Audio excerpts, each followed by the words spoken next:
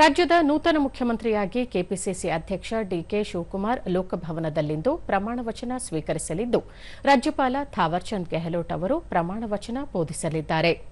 ಮುಖ್ಯಮಂತ್ರಿಗಳೊಂದಿಗೆ ಕೆಲವು ಶಾಸಕರು ಸಚಿವರಾಗಿ ಪ್ರಮಾಣವಚನ ಸ್ವೀಕರಿಸುವ ಸಾಧ್ಯತೆಗಳಿವೆ. ಸಮಾರಂಭಕ್ಕೆ ಕಾಂಗ್ರೆಸ್ ವರಿಷ್ಠರು ಹಾಗೂ ಕಾಂಗ್ರೆಸ್ ಅಧಿಕಾರದಲ್ಲಿರುವ ರಾಜ್ಯಗಳ ಮುಖ್ಯಮಂತ್ರಿಗಳು, ಸರ್ವಧರ್ಮ ಗುರುಗಳು ಸೇರಿದಂತೆ ಹಲವು ಮುಖಂಡರು ಪಾಲ್ಗೊಳ್ಳಲಿದ್ದಾರೆ.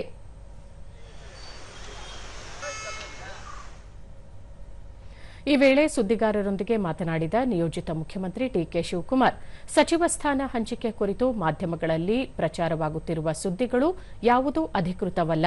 ವರಿಷ್ಠರಿಂದ ಮಾಹಿತಿ ಪಡೆದು ಮಧ್ಯಾಹ್ನದ ವೇಳೆಗೆ ಲೋಕಭವನಕ್ಕೆ ಅಧಿಕೃತ ಪಟ್ಟಿ ಕಳುಹಿಸಿಕೊಡಲಾಗುತ್ತದೆ ಎಂದರು.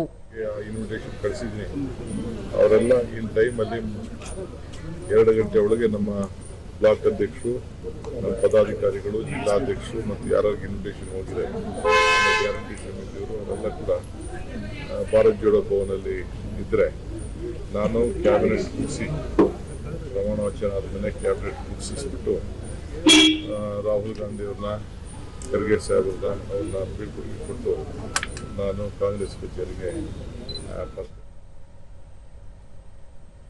ಸಂಜೆ 4:05 ಡಿಕೆ ಶಿವಕುಮಾರ್ ಮುಖ್ಯಮಂತ್ರಿಯಾಗಿ ಪದಗ್ರಹಣ ಸ್ವೀಕರಿಸಲಿರುವ ಹಿನ್ನೆಲೆಯಲ್ಲಿ ಲೋಕಭವನದ ಸುತ್ತಮುತ್ತ ಜನಸಂದಣಿ ಸೇರುವ ಹಾಗೂ ವಾಹನ ಸಂಚಾರ ದಟ್ಟಣೆ ಉಂಟಾಗುವ ಸಂಭವನೀಯತೆ ಇರುವ ಹಿನ್ನೆಲೆಯಲ್ಲಿ ಭದ್ರತೆಯ ದೃಷ್ಟಿಯಿಂದ ವಿಧಾನಸೌಧ, ವಿಕಾಸಸೌಧ, ಬಹುಮಹಡಿ ಕಟ್ಟಡಗಳಲ್ಲಿ ಕರ್ತವ್ಯ ನಿರ್ವಹಿಸುವ ಅಧಿಕಾರಿ ಹಾಗೂ ಸಿಬ್ಬಂದಿಗೆ ಅಪರಾಹ್ನ ರಜೆ ಘೋಷಿಸಿ ಸರ್ಕಾರ ಆದೇಶ ಹೊರಡಿಸಿದೆ.